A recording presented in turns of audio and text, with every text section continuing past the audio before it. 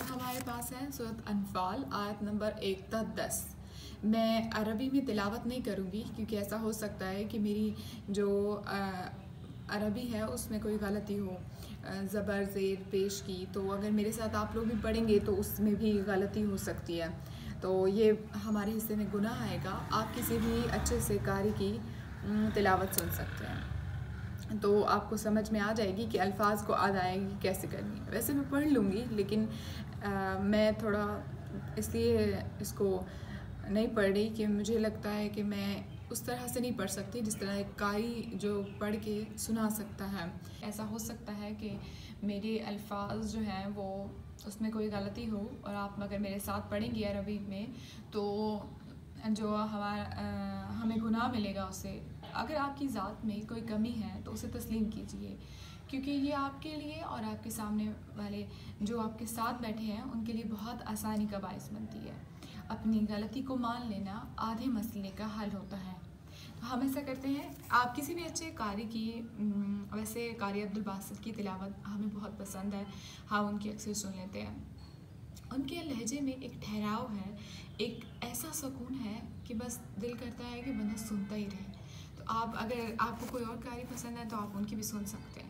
मैं पढ़ने को तो पढ़ दूँगी लेकिन अगर कोई गलती हो गई तो वो अल्लाह ताला को पसंद नहीं होगी और हम गुनाह का भी हमारे लिए इर्तिकाब है, तो हमें एहतियात करनी चाहिए। औज़ु बिल्लाहि मिनश शैतानिर रजीम, बिस्मिल्लाहिर रहमानिर रहीम। अल अनफालु माले गनीमत। तशरीह, ये लफ्ज़ उस आयत मुबारका से लिया गया है जिसका तर्जुमा है, दरियाफ्त करते हैं आप सल्लल्लाहु अलैहि वसल्लम से माले गनीमत के मुताल्लिक, कह दें कि माले गनीमत खुदा और उसके रसूल सल्लल्लाहु अलैहि वसल्लम का माल है। अनफाल नफल की जमा है, नफल का मायनी है माले गनीमत, मुफ्त का माल। माले गनीमत को नफल कहने की वजह यह है कि ये महज खुदादाद होता है और जो अल्लाह ताला अपनी मेहरबानी से अता करते हैं। अस्लिहु ज़ात बैनिकुम, अपने आपस के ताल्लुकात दुरुस्त करो। ये अल्फाज उस आयत मुबारका से लिए गए हैं जिसका लफ्ज़ी तर्जुमा है, खुदा से डरो और आपस में सुलह रखो। अगर ईमान रखते हो तो खुदा और उसके रसूल सल्लल्लाहु अलैहि वसल्लम के हुक्म पर चलो। असली हूँ इस्लाह करो, दुरुस्त करो, ज़ाता जो वाला है, बैनिकुम आपस में, असली हूँ ज़ाता बैनिकुम आपस में ताल्लुकात बेहतर करो, दुरुस्त करो। वाजिलत लरज जाते हैं, कपकपा जाते हैं। तशरीह, ये लफ्ज़ उस आयत मुबारका से लिया गया है जिसका लफ्ज़ी तर्जुमा है, मोमिन तो वो हैं कि जब अल्लाह का जिक्र किया जाता है तो उनके दिल डर जाते हैं। वाजिलत लरज जाते हैं, कौन डर जाते हैं, किस से डर जाते हैं? मोमिनीन के दिल में अल्लाह ताला के जिक्र से लरज जाते हैं, यानी अल्लाह ताला की अज़मत और जलाल और हैबत और इज़्ज़त से उनके दिल लरज जाते हैं और खौफ ज़दा हो जाते हैं। कारी हुना, नागवारी महसूस करने वाले, नापसंद करने वाले। तशरीह, ये लफ्ज़ उस आयत मुबारका से लिया गया है जिसका तर्जुमा है, जिस तरह निकाल लाया आप सल्लल्लाहु अलैहि वसल्लम को, आप सल्लल्लाहु अलैहि वसल्लम का रब यानी अल्लाह ताला आप सल्लल्लाहु अलैहि वसल्लम के घर से हक के साथ, बेशक अहले ईमान का एक गिरोह इसको नापसंद करने वाला था। युसाकुना, वो हाके जाते हैं। युसाकुना, तशरीह, कौन हाके जाते हैं? मुसलमान लश्कर में से मोमिनीन का वो गिरोह जो समझ रहा था कुफार के लश्कर से मुकाबला करना मौत के मुंह में जाने के मुतरादिफ था। इस हालत को उन्होंने कहा कि हम हाके जा रहे हैं, यानी हमें ले जाया जा रहा है। ये लफ्ज़ उस आयत मुबारका से लिया गया है कि जिसका लफ्ज़ी तर्जुमा है, हज़रत झगड़ रहे थे आप सल्लल्लाहु अलैहि वसल्लम से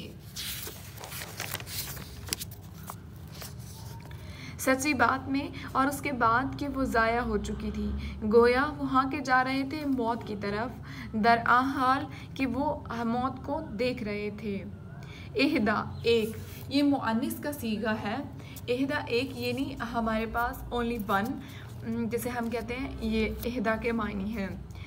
तशरीह, दो गिरोहों में से एक गिरोह, यानी एक गिरोह तिजारती काफिले का जो अबू सुफियान की सरबराही में शाम से मक्का जा रहा था और दूसरा गिरोह लश्कर कुफ़ार का जो अबू जहल की सरबराही में मक्का से मदीने की तरफ मुसलमानों को कुचलने के लिए आ रहा था। ये लफ्ज़ इस आयत मुबारका से लिया गया है जिसका लफ्ज़ी तर्जुमा है। और याद करो जब वादा फरमाया था तुमसे, अल्लाह ताला ने एक का दो गिरोहों में कि वो तुम्हारे लिए है, यानी दो गिरोह जो एक तिजारती काफिला और दूसरा लश्कर कुफ़ार, उनमें से एक गिरोह जो आपके लिए मुसलमानों के लिए है। ताबिरा जड़ तशरी, ये लफ्ज़ इस आयत मुबारका से लिया गया है जिसका तर्जुमा है और तुम पसंद करते थे कि गैर मुसल्लह गिरोह तुम्हारे हिस्से में आए और अल्लाह ताला चाहता था कि हक को हक कर दे अपने इर्शादात से और काट दे जड़ काफिरों की। मुसलमान तिजारती काफिले पर हमला करना चाहते थे, लेकिन अल्लाह ताला मैदान बदन में कुरैश मक्का के गरूर को खाक में मिलाना चाहता था, इसकी ताकत की जड़ काटना चाहता था। तस्तागीसूना, तुम फरियाद करते हो, मुर्दिफीना, लगातार आने वाले। तशरी, ये दोनों अल्फाज इस आयत मुबारका से लिए गए हैं जिसका तर्जुमा है वो मौका जब तुम अपने रब से फरियाद करते रहे तुम थे। जवाब में उसने फरमाया कि मैं तुम्हारी मदद के लिए लगातार आने वाले 1000 फरिश्ते भेज रहा हूँ। तस्तागीसूना, मैदान बदर में जब कुफार ने हमला किया तो आप सल्लल्लाहु अलैहि वसल्लम अल्लाह ताला से फरियाद कर रहे थे कि मदद के लिए दुआ कर रहे थे। मुर्दिफीना का तर्जुमा है लगातार आने वाले, एक के पीछे एक।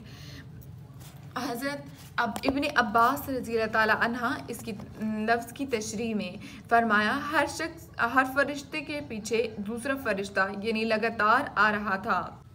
गैरा ज़ात शौकाती, बग़ैर कांटे के, बग़ैर असलहा के। ये अल्फाज उस आयत मुबारका से लिए गए हैं जिसका तर्जुमा है। और याद करो जब वादा फरमाया तुमसे अल्लाह ताला ने एक का और दो गिरोहों से कि वो तुम्हारे लिए है और तुम पसंद करते थे कि गैर मुसल्लह गिरोह तुम्हारे हिस्से में आए और अल्लाह ताला चाहता था कि हक को हक कर दे अपने इर्शादात से और काट दे जड़ काफिरों की। मुसलमानों के सामने काफिरों के दो गिरोह थे, एक तिजारती काफिला जो अबू सुफियान की सरबराही में शाम से मक्का की तरफ जा रहा था और दूसरा लश्कर कुफ़ार जो अबू जहल की सरबराही में मक्का से मदीना की तरफ रवाना था मुसलमानों को कुचलने के लिए चाहते थे। गैर ज़ात शौकाती नहते गिरोह यानी काफिले पर हमला करें।